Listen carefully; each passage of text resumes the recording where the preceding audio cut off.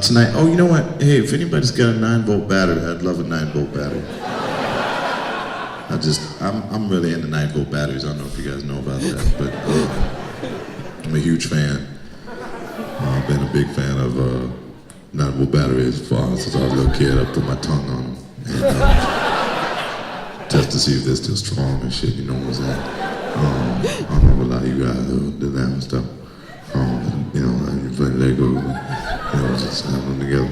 You know, you build like a guy, what gives me igloo. You know, and nobody, none of you guys over there, you know, like figure the shit out. You can't be the only one.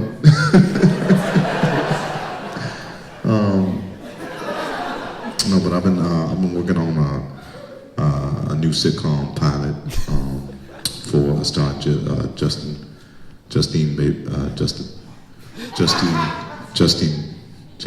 Bateman, and he's one of my favorite actors. And what can I say? I want to give a brief description about this particular place, this place that this sitcom takes place in.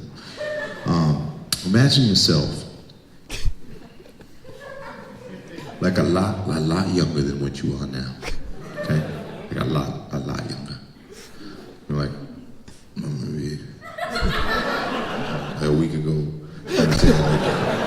Like a significant amount of youngerness than now. So maybe last week, maybe a week before that, whatever. Now imagine yourself. You have a pound of bacon, and you have a pound of faking bacon, and you got, your vegan friends, always, on a hardcore left side, you know what I'm saying?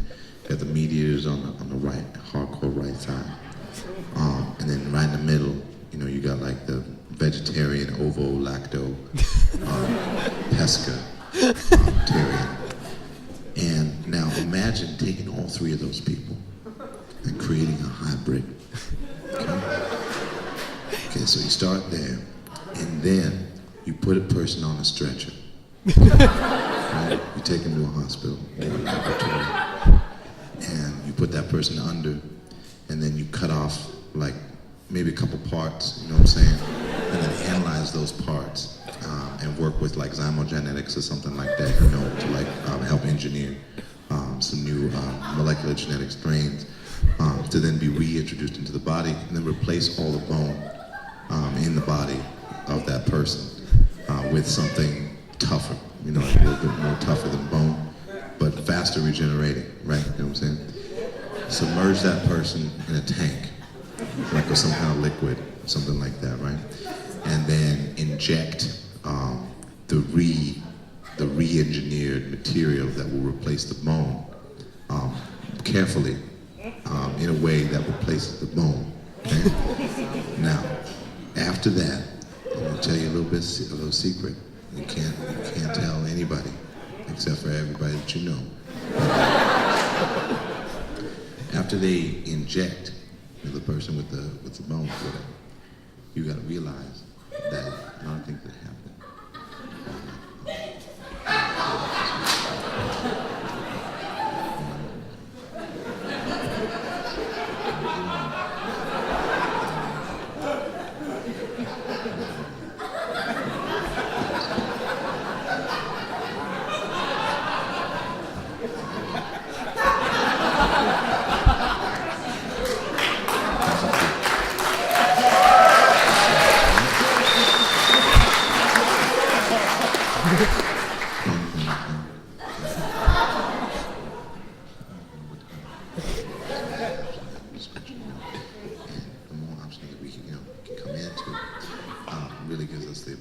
Choices in life that can really make us stronger, as a civilization. And nobody knows this shit. You know what I'm saying? It's like, who is that? Who's my friend who worked? Do you guys remember Ted? You guys remember?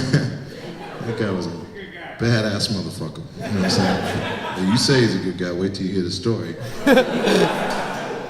Ted was like, how old was he? Do you guys remember how old Ted was? Yeah. And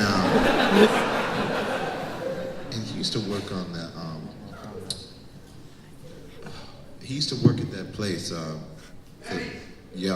with my friend Denny's house, and like Denny was like, was a cool guy. You know what I'm saying? But Denny's like also one of those guys that you don't want to like piss off. You know what I mean? Because he used to always carry around, you know, the yeah, he used to carry Mentos in his pocket, and he always had a Mentos because it was the fresh maker, and everybody needed it. But no one knew the freshness of Mentos better than Denny. Okay? You could tell Denny would be like, "Hey man, you want a piece of gum?" He's like,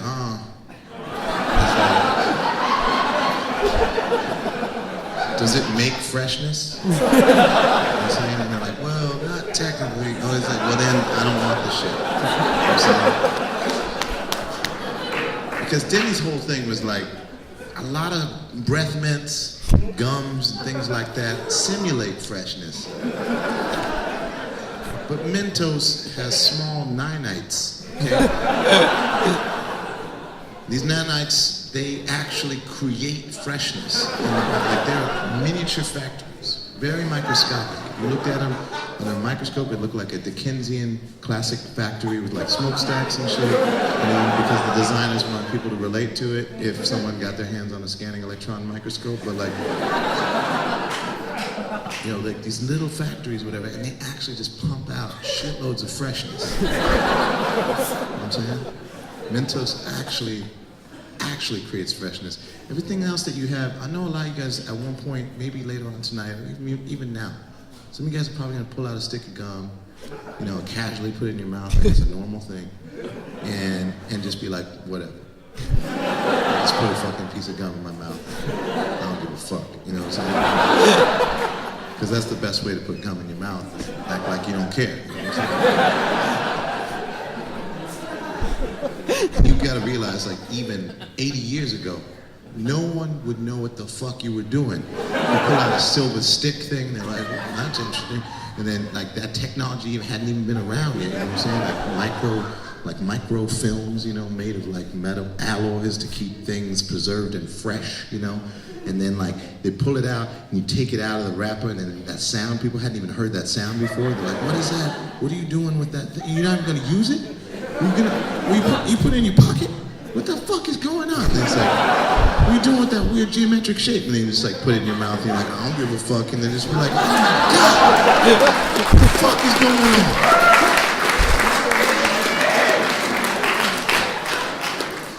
on? So next time you put a stick of gum, wherever you put it, that's just the mouth. But just think about it, man, because you could be really hurting someone's feelings. Someone from the 20s, you know what I'm saying? Or like the 1850s, you know, or the 1760s, you know, 1765. People from that era, 1765, 1750, 1752, or 1621, 1544, 1330. 500 BC, people probably be like, okay, that makes sense, but like, because we know that the Lemurians and the Atlanteans, they had like technology, they put crystals in their mouth, which made the shit fresh. You know what I'm saying? So they'd be looking at us going like,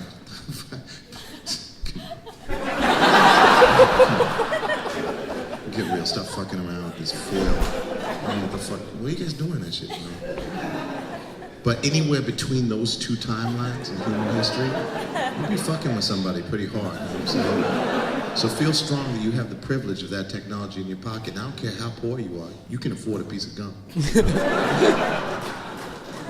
Those costs scale down so you can afford that shit.